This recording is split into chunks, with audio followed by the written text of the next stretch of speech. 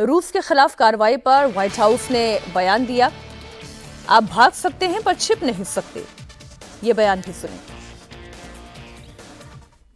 I believe you're referring to the Bella 1 tanker that was seized this morning. The Department of Justice and the Department of Homeland Security, in coordination with the Department of War, did announce that seizure this morning for violations of U.S. sanctions. I've spoken about the enforcement of our sanctions policy at the podium prior to the new year, and this administration is going to fully enforce the sanction policy of the United States. The vessel this morning was seized in the North Atlantic pursuant to a warrant issued by a U.S. federal court after being tracked.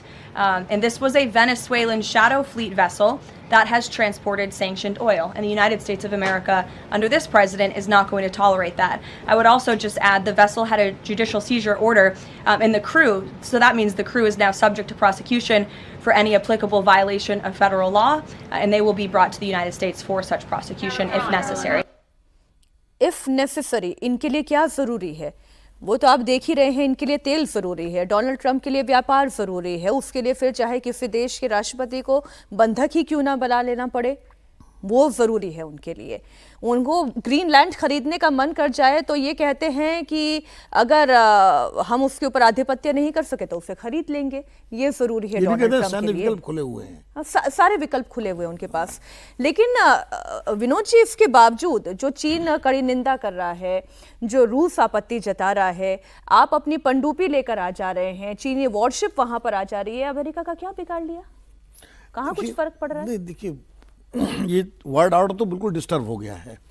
बिगाड़ता कोई किसी का नहीं है, बिगाड़ तो तभी सकता है जब हमला करते, तो हमले वाली सी तो कोई ना रूस कर सकता ना चीन कर सकता है। क्यों नहीं कर सकता है? देखिए, रूस तो फंसा हुआ है यूक्रेन में, दो फ्रंट खोलना उसके लिए संभव नहीं है, और वो रूस वो नहीं है सोवियत संघ वाला रूस। और चीन का क्या है, चीन की नीति, मुझे नहीं लगता कि भी चीन ने ऐसे मामलों में डायरेक्ट कोई एक्शन किसी देश के खिलाफ लिया। वो अपनी सीमाएं बढ़ाने में, अपनी सीमाओं को सुरक्षित रखने में और अपना आर्थिक साम्राज्य बढ़ाने में उसकी दिलचस्पी जाता है चीन की। वो आर्थिक तरीके से दुनिया पर अपना वर्चस्व कायम कर रहा है। बहुत समय से किसी युद्ध में वो गया नहीं है। आप उसका देखिए तो लास्ट उसका जो था वो युद्ध जो था वो वियतनाम के साथ झड़प हुई थी, जब अटल जी विदेश मंत्री थे और वो गए थे चीन, उसी समय किया। उसके पहले भारत के साथ उसका हुआ था। तो वो चीन जो है वो अपने को तैयार कर रहा है। तो मुझे नहीं लगता कोई सीधे सीधे अमेरिका के एक्शन पर, वो जमाना था जब सोवियत संघ सीधे इंटरवीन करता था। अगर अमेरिका को, जैसे भारत 1971 में उन्होंने 7th फ्लीट भेजा तो रूस सोवियत संघ ने अपनी पनडुब्बियां भेज दी थी। अमेरिका क्या खुले सांड की तरह यूं ही घूमता रहेगा? आज की तारीख में तो यही स्थिति हो गई है, जब नाटो उनको नहीं कंट्रोल कर पा रहा है कि अब जो इस पर कोई रोक लगा सकती थी संस्था, वो संयुक्त राष्ट्र संघ की हालत अब देख रहे हैं। बयान देने के अलावा उसके पास कोई ताकत नहीं। 32 संयुक्त राष्ट्र संस्थाओं से कल अमेरिका ने अपने को अलग कर लिया। उसने अपने को WTO सारे अंतर्राष्ट्रीय समझौते से देखो, चीन दुनिया में अभी तक सबसे गुंडा और दादा देश रहा है।